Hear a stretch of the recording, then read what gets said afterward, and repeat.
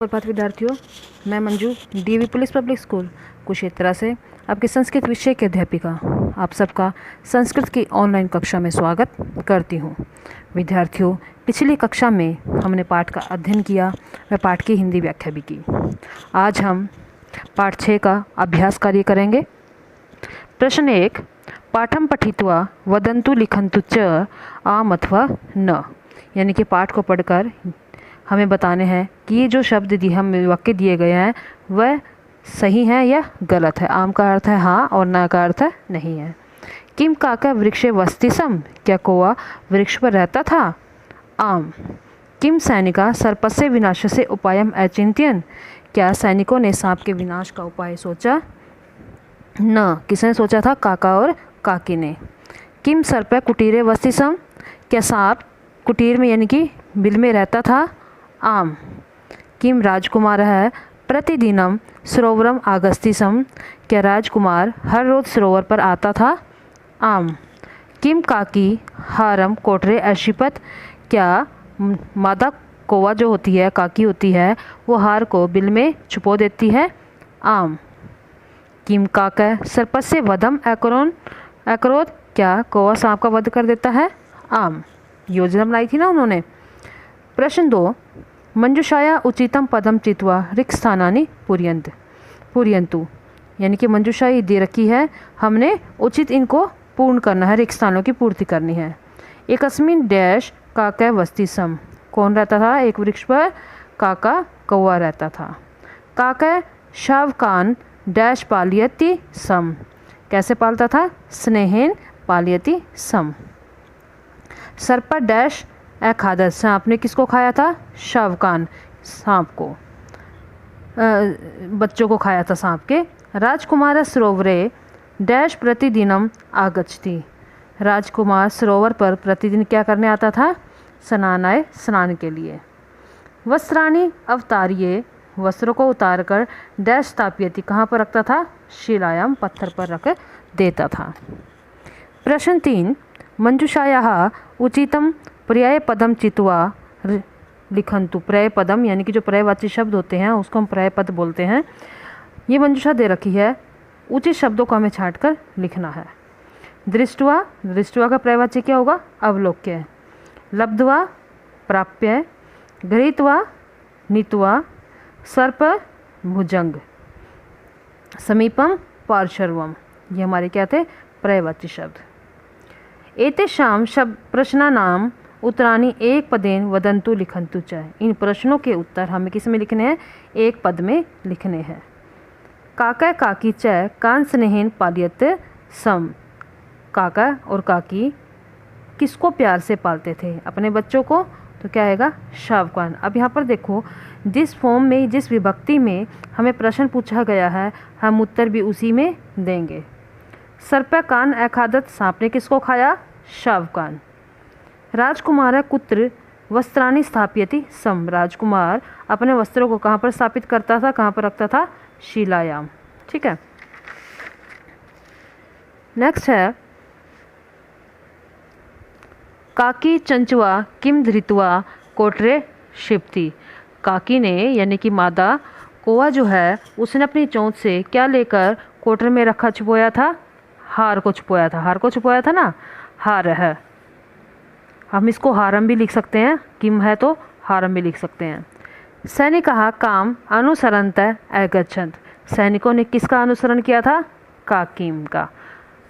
सैनिकः कोटरे कम अपश्यन्, सैनिकों ने कोटर में किसे देखा? सर्प है। ठीक है, सर्पम अपश्यन्।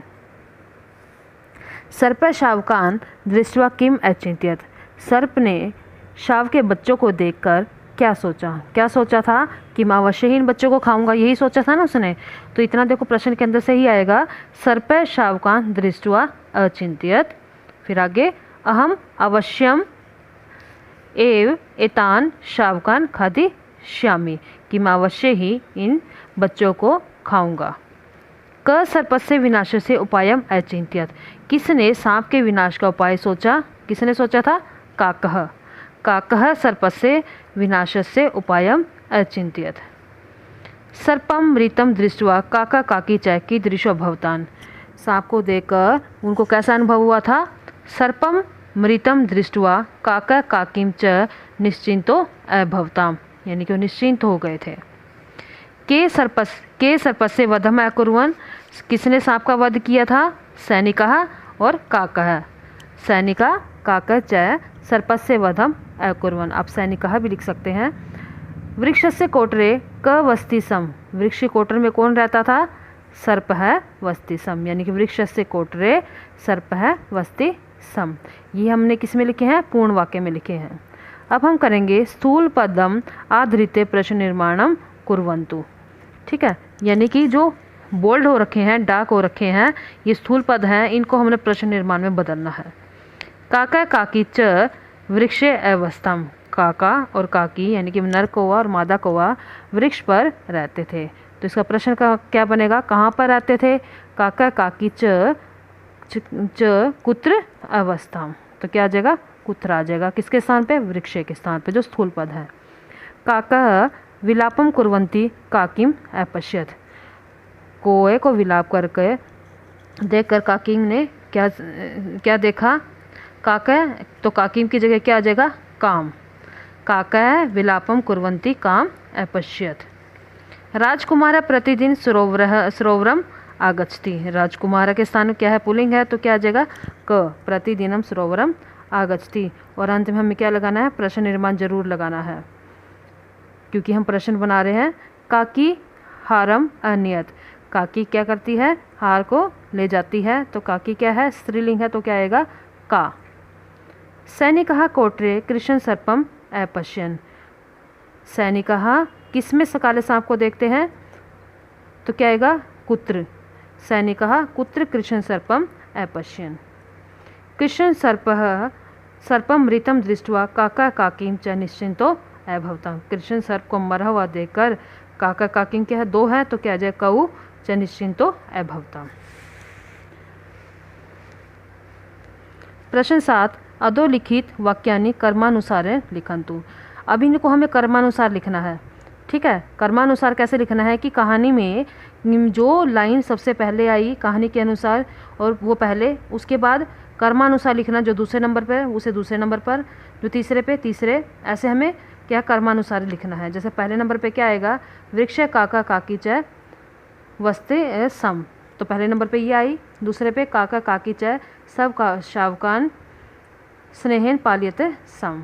तीसरे नंबर पर सर्प शावकान अखादत। फिर तौ सर्पस्य विनाशस्य उपायम अचिंत्यताम।